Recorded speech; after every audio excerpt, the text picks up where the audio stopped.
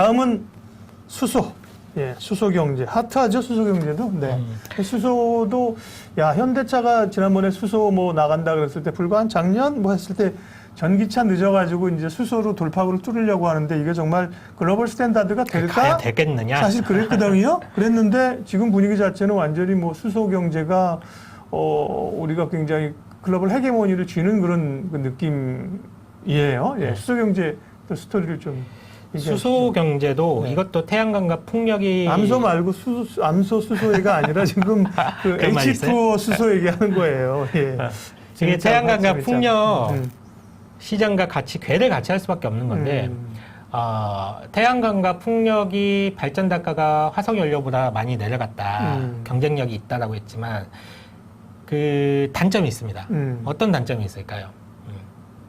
지리적인 단점이 있어요. 태양광 같은 경우에는 뭐 사막 한가운데 지으면 좋지만 이거를 끌어오기는 힘들잖아요. 그렇죠. 네. 그리고 아까도 말씀드렸지만 바람 같은 경우는 풍력타워 같은 경우에는 해상 풍력이 바람도 많이 불고 상당히 좋은데 이거를 끌어오는데 또 돈이 많이 든단 말이에요. 그런 부분이 단점으로 꼽아왔었거든요. 에너지를 생성해서 그 운송하는, 이동까지의 네. 비용이 든다. 네. 그 부분이 단점으로 꼽아왔는데 수소는 그거를 해결할 수가 있어요. 그거를 어떻게 하느냐? 태양광하고 풍력을 이용해서 수소를 만들어내는 겁니다. 수소를 만들어. 수소를 네, 만들어내는 거예요. 이 수소는 전기를 만드는 게 아니라 네, 수소를 만들어내는 거예요. 수소로. 수소는 가볍잖아요. 네. 그리고 이 수소는 이동이 가능하거든요. 이거는 배에다 실을 수도 있고요. 탱크에다 놓고 압축해가지고 그렇죠. 배에다 실을 수 있고 육지에서는 자동차로 달릴 수 있는 거예요. 그러면 이 수소를 만들어서 이 수소를 가지고 와서 이 수소를 또 전기 분해해가지고 에너지를 만들어내는 거예요. 이게. 그러니까 결국은 수소라는 거는 태양광과 풍력이라는 그런 대체 에너지, 신재생 에너지 쪽이 이 대체 에너지가 친환경 에너지가 발전하려면 수소가 필요한 거예요. 수소를 만들어내서 다른 얘기네. 네, 수소를 만들어내서 수소를 어떤 석탄이나 이런 에너지를 싸서 수소를 만들거나 소위 이제 화학 발전 이런 속에서 그걸 부생수소라 그러나요? 그렇죠, 이제 부생수소라고 하죠. 화학 공장 이런 데서 이게 나오잖아요. 그걸 가지고 에너지 한다는 얘기는 나오죠. 듣는데 지금 말씀하신 것처럼 풍력이나 태양광을 통해서 수소를 만들어낸다. 네, 수소를 만들어내는 그게 거죠. 또 에너지가 된다. 네, 수소를 만들어내면 그러니까 수소를 만들어내는 방법들이 다양한가 봐요. 그죠? 그렇죠. 네. 뭐 화석, 그러니까 뭐 그레이 수소라고 얘기하는 화석 연료를 통해서 뭐 만드는 방법도 있고, 그러니까 해상 풍력을 예를 들자면 그 바다 그 바람개비 바로 타워 옆에 수소를 만들어낼 수 있는 조그마한 그 또 뭔가를 하나 설치하는 거예요. 거기서 이제 바로 에너지를 가지고 수소를 만들어내는 거죠. 그래서 그럼 거기다 배가 있는 거죠. 배가 있으면 그 배를 가지고 배에서 이동하는 거예요. 네. 아마 유럽은 이 발상을 하고 있는 거예요. 지금 유럽은 수소를 수출해야지. 그러네. 우리나라는 수소를 수입할 겁니다. 우리나라는 수소를 어마어마하게 많이 수입을 할 거예요. 네. 누가 수입을 하느냐? 뭐 현대글로비스가 수입을 할 것 같은데 지금 아무튼 우리나라는 수입을 할 거고 유럽은 수소를 만들어서 수출할 겁니다. 전 세계적으로. 미국도 그 생각을 갖고 있고요. 네. 그렇기 때문에 수소는 이제 그런 관점으로 접근을 하셔야 되고요. 그러니까 에너지를 이동하는 수단으로 수소를 사용할 수밖에 없다, 지금은. 수소를 사용해야 된다. 그래서 이 수소를 가지고 에너지 이동하는 수단, 이거 하나랑 또는 이제 수소가 에너지 밀도가 상당히 높아서 강력하잖아요. 그러니까 이걸 가지고 그러니까 수소 폭탄 만드는 거잖아요. 에너지를 또 활용할 수 있는, 네. 그러니까 연료 전지를 사용할 수도 있고, 네. 그리고 수소 자동차로 바뀔 수도 있는 거고, 그러니까 이런 부분들까지 같이 이제 생각을 하셔야 되는데 그렇기 때문에 수소는 두 가지로 좀 나뉘어 봐야 돼요.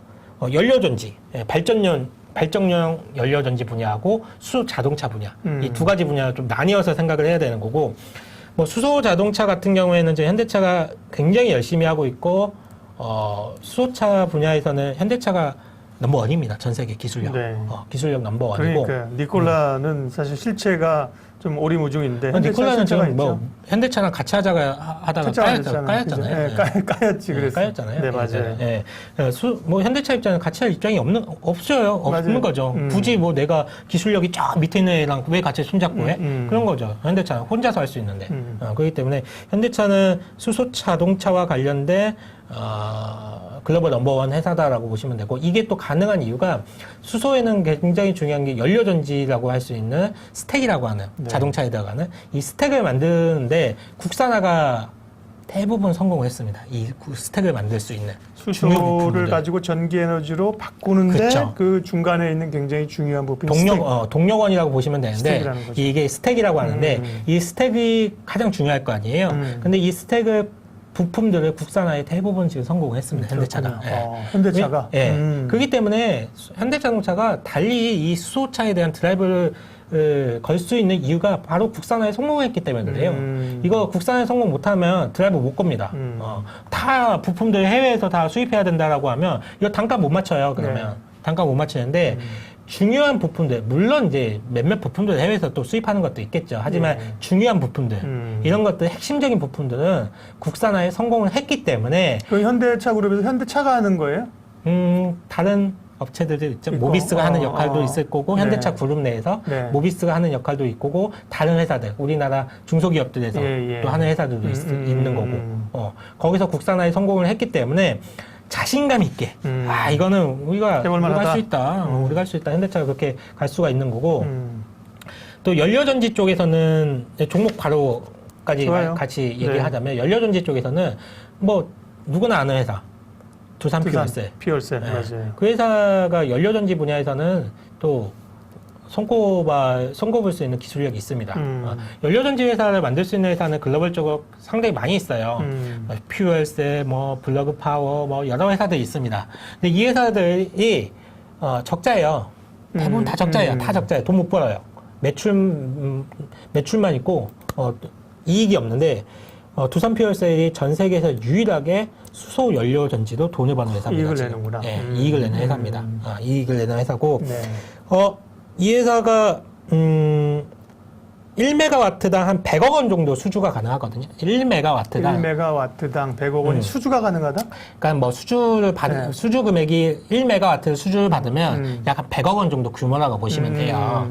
근데 현재 국내 공장 캐파가 63메가와트입니다. 네. 그러면 100억 원을 곱하면 풀 캐파가 돌아가면 얼마죠? 6,300억 정도 되는 거죠. 그죠? 근데 미국 공장도 있어요. 이 캐파가 또 63메가와트입니다. 그러면 국내 공장이 63메가와트, 미국 공장이 63메가와트, 합치면 126메가와트 정도 캐파가 있는 거예요. 그러니까 이 연료전지는 발전용인데, 발전용. 그러니까 예를 들면 ESS처럼 이렇게 저장했다 쓰는 그런 거죠? 그렇죠. 네, 그렇게 네, 네. 보시면 돼요. 예, 예. 그렇게 캐파 규모가 그 정도 있는데 1메가와트당 100억 원 정도의 수주를 규모라고 보시면 되는 네, 거고. 네. 그러면 126메가와트가 캐파 정도인데, 그죠? 근데 이 회사가 내년 말이면 국내 캐파만 250메가와트로 늘어납니다. 63메가와트에서. 바로 곱하면 매출이 그냥 나와버리는 거네. 250 곱하기 100 하면 얼마죠? 몰라요, 물어보지만 아까 2조 5천억? 2조 5천억? 그게 이제 국내 캐파에서만 발생할 수 있는 매출이에요, 이게. 예. 이걸 위해서 또 증자를 합니다. 두산 퓨얼셀. 두산은 돈이 있나 보네요? 물어보셨는데. 두산 퓨얼셀 증자하죠. 그렇죠. 두산중공업도 증자하죠. 예. 두산그룹이 돈이 없으니까 네. 중공업 밑으로 들어가야잖아요, 퓨얼셀이. 그죠? 네. 지금 지분을 지금 무상으로 팔고 있죠. 예. 넘기고 있죠. 아무튼 그 그룹적인 부분을 떠나서 아무튼 두산 퓨얼셀 같은 경우에는 내년 말이면 국내 캐파만 250메가와트로 확장이 되는데 사실 이 250메가와트라는 규모가 국내에서만 소화하기도 벅차요. 이미 국내에서 계획이 250메가와트 이상이기 때문에 훨씬 더 많은 메가와트가 필요합니다. 안전성의 국내에. 문제는 없나? ESS가 화재가 나가지고 사실 문제가 좀 많았잖아요. 수소 연료 전지는 우리가 생각하는 것보다 훨씬 더 안전합니다. 두산 퓨얼셀의 기술력은 네. 그 아폴로가 달에 갔을 때 수소 연료 전지로 간 거거든요. 아, 그래요? 네. 근데 그 수소 연료 전지로 아폴로가 이렇게 올라갔는데 그걸 만들었던 그 기술력을 있었던 회사가 있어요. 그 회사가 두산 퓨얼셀의 모태예요. 그 회사를 인수하면서 두산 퓨얼셀이 연료전지 기술을 확보한 거거든요. 수소는 상용화가 되려면 아직 시간이 많이 걸리는 거 아니에요? 아니에요. 라고 한우리님이 이렇게 물어봤는데 금방 됩니다. 예. 그러니까 아폴로 얘기를 말씀을 드렸지만 예. 아폴로를 두산 퓨얼셀에 쏘아 보낸 거예요. 두산 퓨얼셀이? 그러니까 아폴로의 수소 연료 전지를 개발했던 회사가 상당히 기업적으로 힘들어지니까 두산 퓨얼셀 그 회사 인수했어요. 외국 회사인데? 네, 외국 회사인데 미국 회사 인수하면서 그 회사의 기술력이 모태가 돼서 지금의 두산 퓨얼셀의 연료 전지 기술이 있는 거예요. 그런 거고 그만큼 두산 퓨얼셀의 기술력은 있다. 그리고 상당히 안전하다. 로켓을 쏠 정도로 네. 안전한 기술이다라고 보시면 될 것 같고 예. 이 국내 캐파만 내년도면 250메가와트로 확장이 되는데 그렇기 때문에 이게 계산이 딱 쓰자마자 주가가 달렸던 이유가 있어요. 보시면 주가 그러면 볼까요? 네.